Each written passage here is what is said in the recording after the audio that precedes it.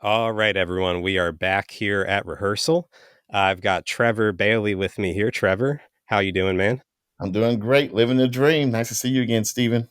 Nice to see you. And we are joined by Kevin Welborn. 8 off the mat and go. Welcome to On a Water Bridge, the podcast where we talk everything marching arts. Everyone, bring it in. It's time for a water break. Kevin, I believe you are the band director at the University of Alabama, correct? Yeah, I'm one of them. I'm the associate director of bands here. Associate director of bands. Great. So the way we like to kick off meeting new guests in this show is something we call our 32 count life story. So I'll give you 8 and in from the Met, and then you'll have about 8 bars. It's like 30 seconds just to catch our whole audience up to speed on everything that you think is important about you. So okay. All right. Let's get in it. All right. I'm originally from Mississippi, Laurel, Mississippi, and went to University of Southern Mississippi. Got 2 degrees from there. Taught in Texas for a while. Started doing drum corps, march, drum corps, and percussionist. Okay. Taught Troopers, Cavaliers. Currently at Blue Coats, helping out Academy as well this year. Went to the University of Alabama to be the 3rd/4th director a while back. Got a job at Avon High School as the director of bands, and then the associate director position came up back at Alabama, and here I am. Wow, yeah, that's a lot to cram into 32 counts there. Yes, Needless to say. You nailed it. Bravo. That's cool. I was unaware of your drum corps background. We'll definitely, I'll want to circle back to that near the end. But something that I think is interesting out the gate is working with the University of Alabama going into this college football playoff season. I never got the opportunity to go that far with it. Penn State got to go to some good bowl games. Sure. Yeah. But what's it like for the band as you guys get ready for the playoffs? It's a pretty exciting time right now. It's actually the way that you have to plan for these things is unique because this is finals week for us. So everybody's kind of on their way out to their respective states, possibly countries. And we're currently planning to go to Pasadena for not only the game, but obviously, as everyone knows, the parade. So trying to schedule a rehearsal before we leave in late December. And we've already done a lot of this, but kind of sending information out to the students and then receiving information back from them of who is where and who has a plan on meeting us there versus being here for the rehearsal. Right. And usually you have about a handful. I think right now we have 9 or 10 people that are going to meet us there. They'll miss our rehearsal here. So we'll get over to Pasadena. We will rehearse over there as well. Hopefully a little bit of fun. So maybe some Disneyland stuff like that. And then hopefully a lot of fun with the parade. And if no one's ever done that parade before, the parade is you wake up really early that morning, not as early as the Macy's parade, but pretty early. And then it's a 6-mile parade when all is said and done. And the ball game is that afternoon. So it's all crammed in the same day. Yeah, that's a long day with a lot of work in it. Yeah. I feel like the only way I could do it is if I was about to go to the college football playoffs and I was that excited. I think that's probably going to mask a lot of the maybe pains of a 6-mile parade, but the parade in and of itself is going to be great as well. So we're excited. Yeah, totally. Trevor, what were you? My bad. My apologies. We'll edit this little bit out in post. I wasn't sure what question to go with, but Trevor, I know you have a couple prepared, right? Absolutely. All right. So, Kevin, like we've already talked about, preparations for the parade. How are the students responding to like being in the playoff and, they get to go on the plane and go to California and march in this historic, parade and take part in, just a really, historic, football game. How are the students responding to it? Can you kind of tell us what the reaction was to making it to the playoff as band members? Yeah, I mean, absolutely. We all learned at the exact same time, the same time that the team learned and the country learned. It was on that Sunday morning after, morning for us is around 11 something after the SEC championship. Um, and we use Slack to talk to all of the students. And I don't remember. I think I might have been the first one to post "Let's go" as soon as I found out, with just a million exclamation points, and it lit up immediately with reactions. Yeah, And probably a million different emojis, yeah, right? it was incredible. We didn't know what to think. I think we absolutely deserved to be in it, but we didn't know how that was all going to play out. Um, so everybody's really, really excited. Obviously, kind of dovetailing into your dead week and into your finals week, they have a lot of other priorities at hand after that SEC championship. But just the sheer fact of knowing that we're going to go, they're excited. Um, as you can imagine, from a band director perspective, a million questions started coming in before we even had answers ourselves. But Absolutely. that Monday morning, I mean, site visits to California already have started. Site visits to Houston, should we win that game, which would be we would get back, and 4 days later we would roll out to Houston. So you're having to plan for both of those possibilities, and while keeping your mind is pretty much set on that Rose Bowl parade, knowing that it's nationally televised, and then being at the game at our best. I mean, we just want to make sure that we're at our best to support the team as best we can, and everybody's really excited. So, as they say in $1 Million Band Land at the University of Alabama, that was definitely a roll tide situation. it I would was imagine. 100% a roll tide situation. Roll tide situation, absolutely. And we talked about how excited they were. What about like what they're going to be doing? Like what the performances they're going to be taking part in? What are y'all performing in the parade? Do you have tunes selected out? And then the second part to that question, can you tell us about like the halftime production that you get to perform during halftime? Absolutely. Yeah. So being that we've done a few parades this year, but a college band, you're not going to do a million parades every fall. You might do a homecoming parade, which is the only parade that we've done this year so far has been our own homecoming parade. Everything else has been ball game related or exhibition. We were able to go to Bands of America and do an exhibition performance there. So that show, minus a couple of tunes to shave a little time off for the time allotment that we have at the Rose Bowl, will be the same show that we use for halftime.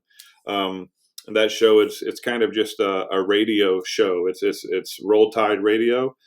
We have it's fun. The athletic department here is phenomenal, and they do all of our soundscaping for us through the stadium speakers. We don't use like the speakers that you would traditionally hear in pageantry.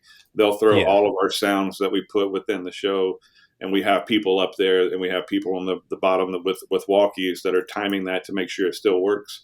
But it's just, you're hearing radio frequencies and you're hearing the dial change, and all of a sudden it may be 45 seconds, it may be a minute of a tune.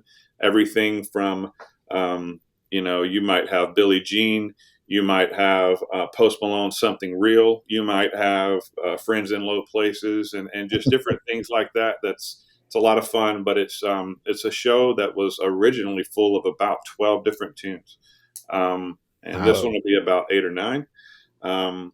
So, and then kind of like I was starting to talk about, backing up to the parade situation, we have a pretty standard way of doing, and Trevor, you'll remember from being here, we do our fight song, Yay Alabama. We interject cadences, and we play Tusk, which is another very traditional tune that we play here, alluding to the elephant and that sort of stuff. So both of those tunes will be back and forth. I think the TV time of the parade, we're probably just going to stick with our fight song. We felt like that would be the smartest thing to do, especially the games that day. You gotta make sure you're repping that fight song. So it's exciting, but yeah, I mean, we don't have a lot of time to practice, so we have to make sure that. Luckily, everything that I just mentioned, we played a ton and we repped a ton and practiced before the SEC championship, which was our last thing to do. So it'll be pretty easy to get back with some reps, I believe. So it's good to hear. you talk about performances and opportunities at the $1 Million Band, and the students who are really, the band students who are really great supporters of like the athletic department, right? Along with the cheer and dance team and the Crimsonettes, like they put in a lot of time of their own time to make sure that, they're very spirited all the time. And it's great to hear that they have a fair amount of performance opportunity. We've seen these campaigns going around on social media about different bands kind of fighting for different times and not having a lot of time cut out of their pregame or halftime shows, or one band does pregame and one band does halftime. It's good to hear that the Rose Bowl is letting both bands perform, a fair amount of their production. So that's cool to hear. I agree. You're right. It's unfortunate that we're hearing a lot of that happening in some of these bowl games, due to, different artists or whatever the reasons might be. But we haven't ran into that. The Rose Bowl wants both bands to play both pregame and halftime. We had the same situation at the SEC championship. Both us and Georgia were able to play both pregame and halftime. Actually did a combined national anthem with the Georgia band. So we've been extremely fortunate to get that kind of support, and I guess lucky that we didn't run into that with the bowl game that we were chosen to go to. So hats off to the CFP for those decisions for sure. Absolutely. Yeah, it's nice. I think the Rose Bowl and probably also the SEC championship, they actually like respect the tradition of the whole event, not just like the marching band, but the football behind it and the colleges. I feel like a lot of different sort of other bowl games or maybe other entities lately have been getting away from the tradition of college football, but a program like Alabama has such a rich one. Yeah, I mean it's interesting. I mean, you still have a lot of the NFL environment at the stadium. You still have the, not necessarily the DJ, but you still have music being played over the sound system and whatnot. But we still get our time at our own games, and then the games that we've gone to, SEC championship, and what we're being told, which is the script that we've been given for the bowl game, has a ton of time for the bands built into play. So, yeah, I know it's starting to get different in different places, but again, I think we're fortunate, and hats off to those making those decisions, wanting the bands to be a part of that environment, which is incredible, right? I mean, it's the only place you can really get that. You're not going to get it at NFL games. You're going to get it in high school and college, and for somebody that's been to some pretty significant NFL games in my life, I don't know if the atmosphere and energy and environment can be really rivaled when it comes to some of these playoff games, and definitely the national championship. So, Man, yeah, we're very fortunate. The energy is, during my time in Alabama, all 3 years, I went to 3 national championships. We lost 2 and won 1. And just the energy, whether we won or lost, was always high level. You had to be on your A game, lots of focus. Yes, we had a lot of fun in those different places, but those are memories that I'm as a graduate assistant, I'm always going to kind of carry with me. I'm sure the students are living out their dreams, being a part of the $1 Million Band. So it's great to see that, the athletic program is still thriving, that the band program and band and color guard Crimsonettes are still thriving and are major supporters of athletics there at the university. So that's great to hear. We just talked about great leadership and decision making by the CFP by allowing, like bands like Alabama and Michigan, to do like their performances. So I'm use that as a transition of good leadership and decision making. You happen to work with an amazing leader and a great decision making. The director of bands there at the University of Alabama, Dr. Ken Ozello, was one of my mentors and one of your friends and colleagues. Can you talk to us about Dr. Ozello and his importance to the $1 Million Band and just to the profession, just as much as you want? Absolutely. And I'm glad you asked, because I was going to make sure that I spoke about him anyway. I'll be really honest. Having a colleague like Dr. Ken Ozello is one of the most fortunate things that has happened to me in my career. Being able to walk across 5 feet to his office, and him over here, and us just collaborate and talk about any and everything from logistical planning to, you know, conducting to music selections when it comes to the wind ensemble here, the symphonic band. To me, he's a phenomenal leader. He's always, one of the things that I've learned from him is we all are a little different. We have our personalities, and I have my personality that is, my head's pretty much down all the time, and I'm just working. Like, I'm constantly, if I'm at work, I'm constantly working, and I might have some days that are good and bad, just like everybody, just like him. But you would never know what day is good or bad for him because he's very even keel, and that's one thing that I've learned a lot from him.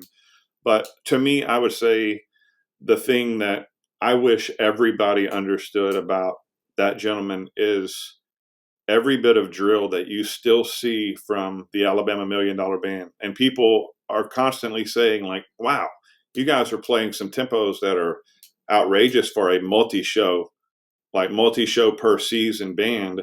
And you're doing 190 openers, and the drill looks really cool. Dr. Canizello writes every bit of that drill. And he was one of the beta testers of Pyware. And he writes all of that drill. We all come up with the designs of the shows. He has written an iconic pregame that I don't think anyone should ever touch for quite some time, if not ever, because of how iconic it is. So you have a gentleman that's doing that, and just a great leader, always at rehearsal. He might be leading the rehearsal, I might be leading the rehearsal, but it doesn't matter. It's just a shared type microphone environment of everybody that's there helping with the band. It just kind of pass the mic around almost, and everybody helping different reps. But that all could happen, and 30 minutes later, rehearsal ends, and he's going to get in a tux to conduct the nationally acclaimed Alabama Wind Ensemble. And you don't see that very much. And I think it is an incredible positive thing for him and for this university that the director of bands is that invested in every aspect of this band program. And it's taught me a lot. It has taught me a ton that, it's busy days because we're all thinking about everything. From the concert bands to the honor bands. We're hosting an honor band tomorrow, a middle school honor band for 2 days tomorrow. So we've been planning this middle school honor band. We've been planning this Rose Bowl. Both he and I have been planning our different programs for the spring with our respective bands.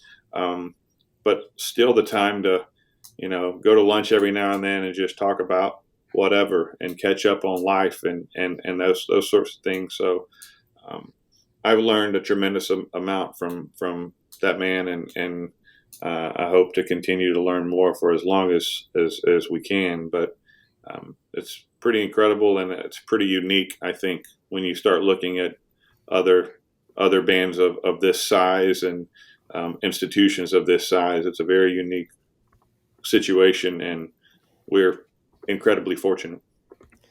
Yeah, that resume is ridiculous. And I mean, that's hardly even a resume. That's his current things that he's involved in. Exactly. Absolutely. How long has he been with the program? He's been here since 1989. Okay. Yeah, I had figured when you said that he wrote the pregame that he must have been involved for quite some time now. Yeah. He's been here. He was here in 89, and I don't want to misspeak, but I think he became the marching band director and or the director of bands in maybe 2003, something like that. But it's pretty incredible.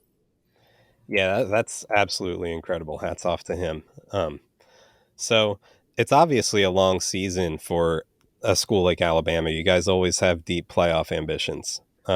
How do you keep students engaged for the entire length of that semester, and then the period even beyond the semester where you're still in band? Yeah, I think, time and the constant of that being a thing, and hats off to Coach Saban for making that a thing and making that an expected kind of end of our season. And I say expected. I don't think he would like me to say that, but we still appreciate it, and we're fortunate. But having that expectation that we might go as far as we seem to regularly do, I think it just helps knowing that that's what happens here. People just have that in their heads.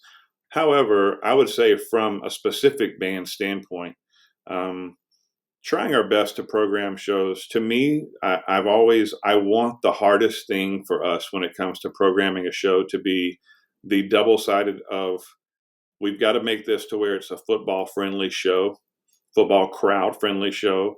But just like you said, we want to keep these people engaged. So every show that we do 3 or 4 shows a year, can we do some tempos? Like I said, can we have an opener that's at 190?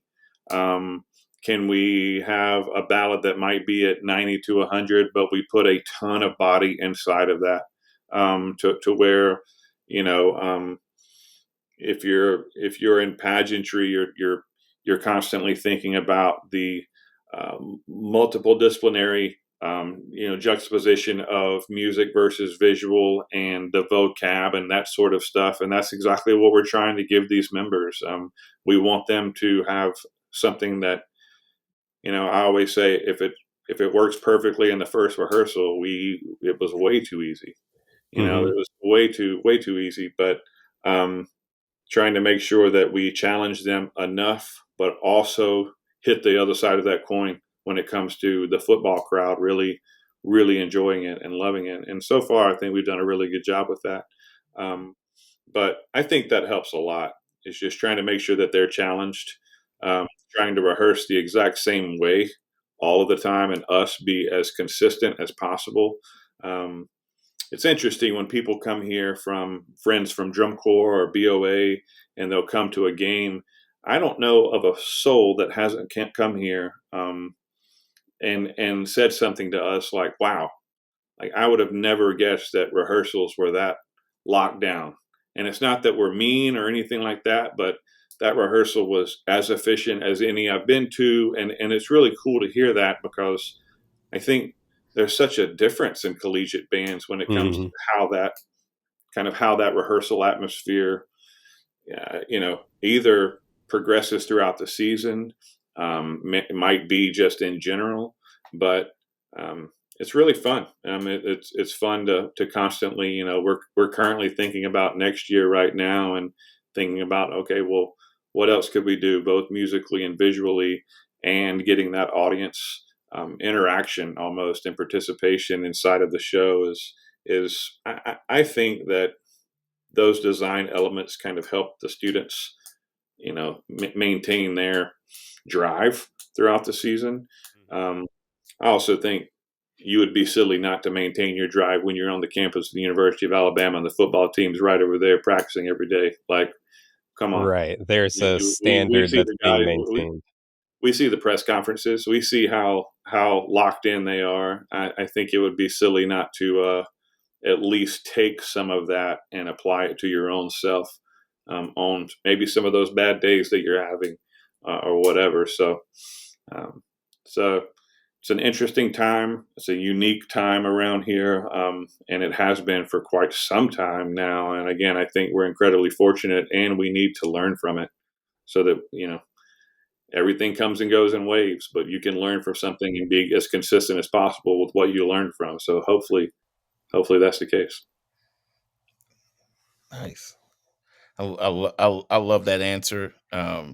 What kept me engaged there was the barbecue. That was some good barbecue there. Yeah, I didn't want to mention all that yet, but we can go down. That's another podcast in and of itself. Right in this part of the show, when I said something funny, like Jeremy or somebody else will insert like the thing that we were talking about in the picture, like for the promo, like so I always something like eating like a rib or something, or pops up into the screen. So Jeremy, if you hear me, this is where you insert the graphic piece of barbecue. Just oh man. So we've had an opportunity to talk to you about how the $1 Million Band is a hot ticket. I mean, in the last couple of years, the band has participated in Macy's. You've done BOA. You're in these bowl games and playoffs. You're watching the Rose Parade and going to the Rose Bowl. You have a chance to compete for another national championship. We talked about the show design. We talked about the great leadership of Dr. Ozello. We talked about you and your background. Maybe we can get to know you a little bit more. I mean, we talked about, I think we wanted to circle back about like your drum corps experience, and like DCI is a big thing and students love to be involved with it. Like, can you talk to us a little bit more about like your involvement with the drum corps, I guess? I'll let you and Stephen kind of go back and forth. Sure. I grew up as a percussionist.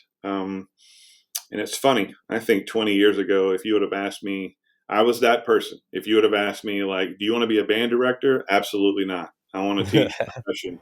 Yeah. And now my answer would be totally, I would not want to take a percussion director position whatsoever now. And it's just, I have some of my best friends are percussion directors, and we've talked about that. And I said, I don't know what happened and why that changed, but I think it's a good lesson for me to think like, okay, well then when you're 60, you might be thinking totally differently than you are right now, because it's already happened in my life. But I still love, and I have that passion for percussion. People always, I'm a band director, and you can find me studying scores in this office constantly, but people will still see me playing with my fingers and doing different things, and they'll out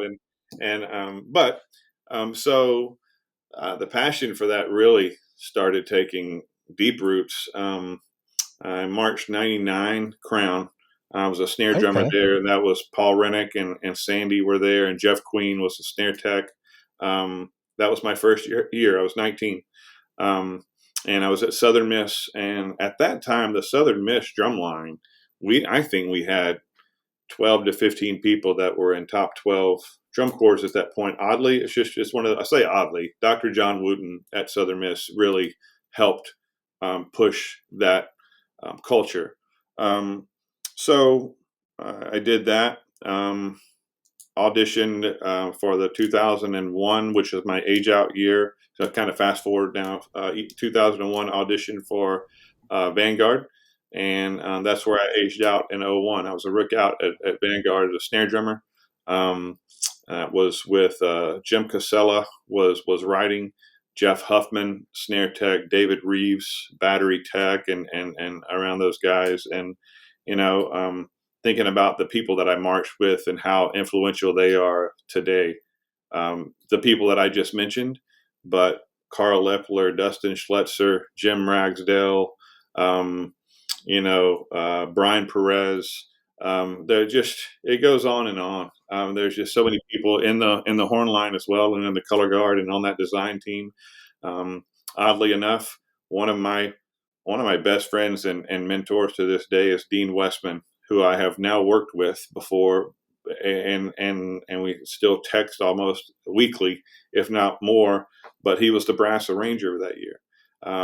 So David Reeves, I've worked with him. So a great friend of mine now. But so I aged out in 01, finished school in Mississippi, ended up moving out to Texas to teach for a while out of undergrad, and then going back to Southern Miss for my conducting master's in both music ed and conducting.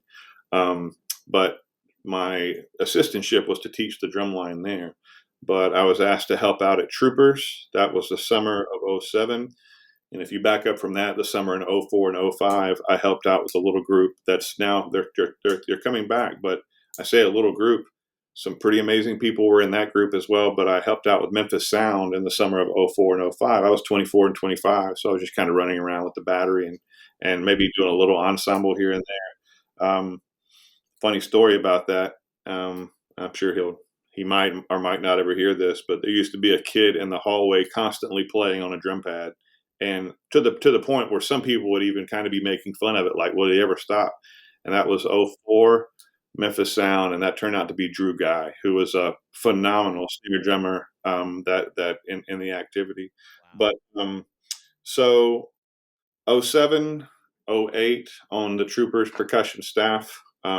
Started doing a little ensemble work and going up a little bit in '08. '09 became the percussion caption head. That was the first time. That summer was the first time that corps had been back in finals in like 23, something like that years. Something happened, and just to kind of go back, something special happened in 2007 with the Troopers. You remember what happened? Yeah, so the Troopers in 2006, the Troopers took the season off. Yeah. In 2007, there was a resurgence with the Troopers, and it was interestingly enough, you had Dean Westman, Ralph Hardiman.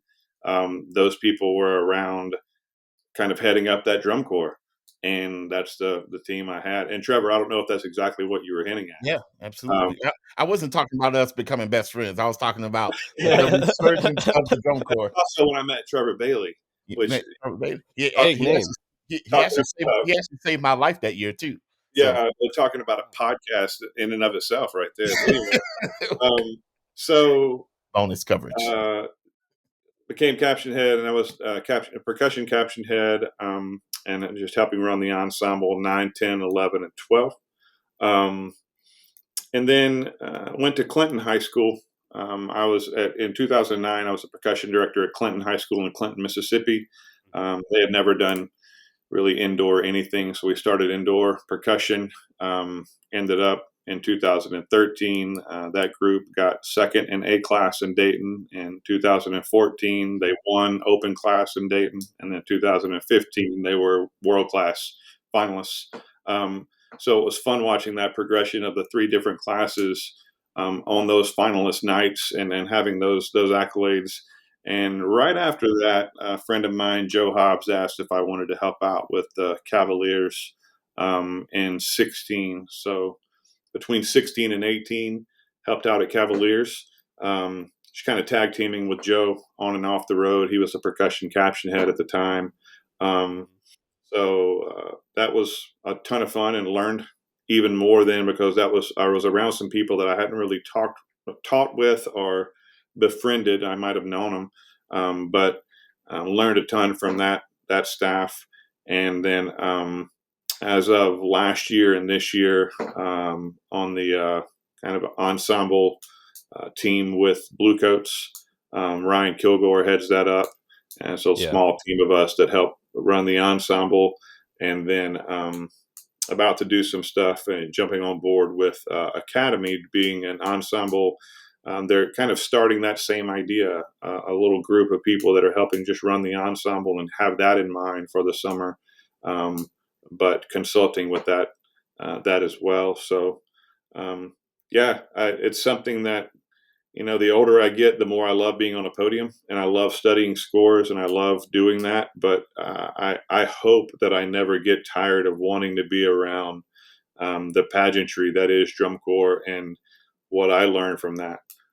Just holistically learn from other people, and hopefully give back to those students the same excitement and energy that I got when I was their age. So I hope that's something that stays with me for a while.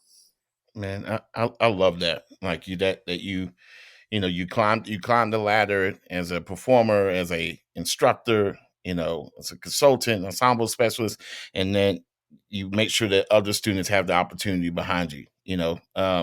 That's what it's all about.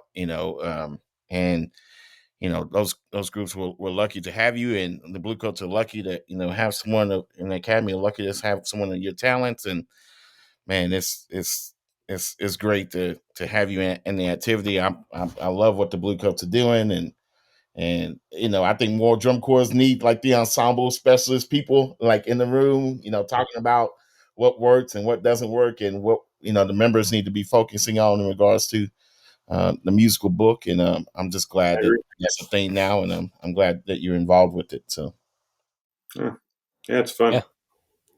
Well, it's been great to meet you, man. You're very interesting. You do a lot of great things at a very high level, which is very admirable. So hats off to you, man. Good luck as you guys progress into the college football playoff season here. Roll Tide, baby. Roll I've never Tide. said that in my life, but I'll say it for you Let's today. go. Yeah, We got it out of a Pennsylvania boy. We've converted another one. We're good. hey, there you go. I'll Bravo be Tide. cheering Guys, for you. thanks for having me on. I appreciate it. This is a lot of fun. And good luck to you all with this podcast. I know that it takes a lot of energy to get this up and running, number one, and then the sustainability aspect of it as well. But I've already listened to a few and some great interviews. So great job to you all, and good luck in the future as well. Thank you very much. All right, well, hop back out on the rehearsal field there. Trevor is about to start blocks, so you better get out there. We'll talk to you in a bit. The On a Water Break podcast was produced by Jeremy Williams and Christine Reams.